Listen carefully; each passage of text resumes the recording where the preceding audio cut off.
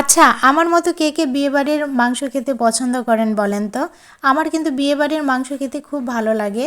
বাবুর্চির হাতের কিন্তু বিয়েবাড়ির যে মাংসটা রয়েছে সেটা কিন্তু অপূর্ব স্বাদ হয়। তো যাই হোক, আমিও কিন্তু এই ঈদে এই বিয়েবাড়ির স্টাইলের মাংস কিন্তু রান্না করে ফেললাম। অনেক ইয়াম্মি হয়েছিল, আর ঝোলটার গ্রেভিটা দেখতেই পাচ্ছেন এত পরিমাণে ক্রিমি হয়েছে। তো কিভাবে রান্না করেছি, কি কি দিয়েছি সব কিছু আপনাদের সঙ্গে শেয়ার করব, তাই চলে আসলাম। হ্যালো এভরিওয়ান, আসসালামু আলাইকুম। কেমন আছেন সবাই? আশা করি সবাই খুব ভালো আছেন। আমি আলহামদুলিল্লাহ খুব ভালো আছি। তো প্রথমে সয়াবিনের তেল দিয়ে দিব। এই রান্নায় একটু সয়াবিনের তেলটা বেশি লাগবে, বেশি পরিমাণের। তো দিয়ে তারপরে পেঁয়াজ দিয়ে কিন্তু মানে একটু নেড়ে চেড়ে নিয়ে নিলাম। নিয়ে এখানে তেজপাতা, তারপরে সাদা এলাচ, কালো এলাচ, লবঙ্গ, গোলমরিচ আর দারুচিনি দিয়ে কিন্তু আমি নেড়ে চেড়ে নেব। ততক্ষণ পর্যন্ত নেড়ে নেব যতক্ষণ পর্যন্ত না এর একটা মিষ্টি গন্ধ বের হয়ে আসবে এবং পেঁয়াজটা লাল লাল হয়ে ভেজে না যাবে, ততক্ষণ পর্যন্ত আমি ভেজে নেব। তো ভেজে নেওয়ার পর কিন্তু এখানে আমি গরুর মাংসটা দিয়ে দিলাম। গরুর মাংসটা দিয়েই কিন্তু আপনাদেরকে একটু নেড়ে চেড়ে ভেজে নিতে হবে। এখানেই কিন্তু মাংসের স্বাদটা অনেকটা নির্ভর করছে। মাংসটা দিয়ে কিন্তু অনেকক্ষণ পর্যন্ত আপনারা নেড়ে চেড়ে নেবেন। কোনো রকম পানি ইউজ করা যাবে না এখানে।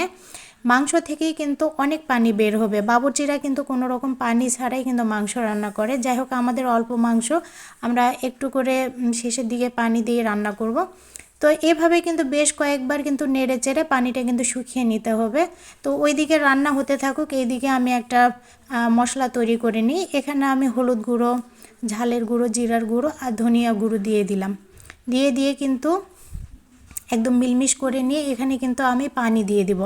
পানি দেওয়ার একটাই কারণ, সেটা হচ্ছে বাবুর্চিরা কিন্তু তাদের মাংস রান্নায় কিন্তু বাটা মশলা ব্যবহার করে। যেহেতু আমি বাটা মশলা ইউজ করি না, সেহেতু বাটা মশলার মানে স্বাদটা পেতে হলে অবশ্যই কিন্তু এভাবে সমস্ত গুঁড়ো মশলা বা শুকনো মশলাগুলোকে কিন্তু পানি দিয়ে ভিজিয়ে রাখতে হবে।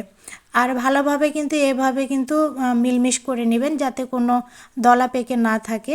তো যাই হোক, আমি কিন্তু ওইদিকে মাংস রান্না করছি আর এদিকে কিন্তু মশলাটা সুন্দর করে একদম মিলমিশ করে রেখে আমি পাশে রেখে দিলাম।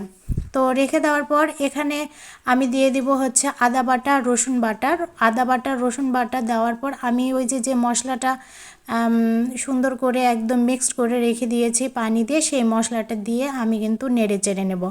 নেড়ে চেড়ে নিয়ে কিন্তু সুন্দর করে মানে মাংসের সঙ্গে একদম মিশিয়ে নিতে হবে। তারপরে আপনারা আপনাদের পরিমাণ মতো কিন্তু লবণ দিয়ে দিবেন। আমি আমার মাংস অনুযায়ী কিন্তু পরিমাণ মতো লবণ দিয়ে দিয়েছি। দিয়ে এই তো আমি মাংসটা কিন্তু নেড়ে চেড়ে একদম মিশিয়ে নিচ্ছি।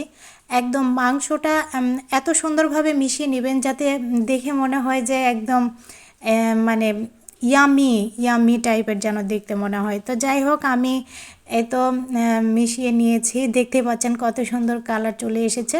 তারপরে কিন্তু নাড়তে নাড়তে কিন্তু পানিটা যখন শুকিয়ে যাবে তখন ওই মশলার বাটিতে করে সামান্য একটু পানি দিয়ে আমি কিন্তু রান্নাটা তুলে দেব। বাবুর্চিরা কিন্তু তাদের রান্নায় কিন্তু কোনো রকম পানি ব্যবহার করে না। তার কারণ তাদের অনেকগুলো মাংস থেকে যে পানিটা বের হয় সেই পানি দিয়ে কিন্তু তারা কিন্তু রান্না করে। তো যাই হোক, আমার পানিটা অনেকটা কমে আসার পর আমি এখানে দিয়েছি বাদাম আর কিশমিশ বাটা। আপনারা যে কোনো বাদাম দিতে পারেন। আমি চীনা বাদাম দিয়েছি আর কিশমিশ দিয়েছি, সাথে দিয়েছি সস, টমেটো সস। এই চীনা বাদাম বাটা আর কিশমিশ বাটা দিলে কিন্তু খুবই টেস্ট হয় মাংসের। তো যাই হোক, তারপরে এভাবে নেড়ে চেড়ে নিয়ে উপর থেকে আমি কয়েকটা কিন্তু কাঁচা ঝাল ছড়িয়ে দিলাম, দিয়ে কিন্তু রান্না করে নিলাম। নিয়ে এই তো আমার রান্না প্রায় শেষের দিকে। তো শেষের দিকে আপনারা কিন্তু 2 থেকে 3 টেবিল চামচ ঘি দিয়ে দিবেন। তারপরে এখানে 1 চামচের মতো গোলাপ জল দিয়ে দিলাম। তারপরে দিয়ে দিলাম কেওড়ার জল। এগুলোই হচ্ছে সিক্রেট উপাদান।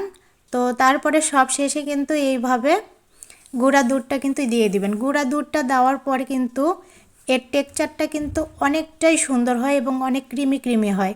ঝোলটা দেখে তো বুঝতেই পারছেন কত সুন্দর হয়েছে, ইয়ামি হয়েছে। মাংসটা কিন্তু সত্যি দারুণ হয়েছে, খেতে খুব ভালো হয়েছিল। তো যাই হোক, ভালো করে মানে মিলমিশ করে নেবেন, না হলে কিন্তু গুঁড়া দুধটা কিন্তু দলা পেকে যাবে, তখন কিন্তু ভালো লাগবে না। এই তো সব শেষে আমার মাংস রান্না কমপ্লিট। ওয়াও, দেখতেই পাচ্ছেন কত সুন্দর ইয়ামি, আর ঝোলটা কত সুন্দর ক্রিমি একটা ভাব দিচ্ছে। তো একদম খুব ভালো হয়েছিল। এডিট করতে করতে কিন্তু আমার মুখে পানি চলে এসেছে। তো যাই হোক, এভাবে রান্না করে খাবেন। সবাই ভালো থাকবেন, সুস্থ থাকবেন। আল্লাহ হাফেজ।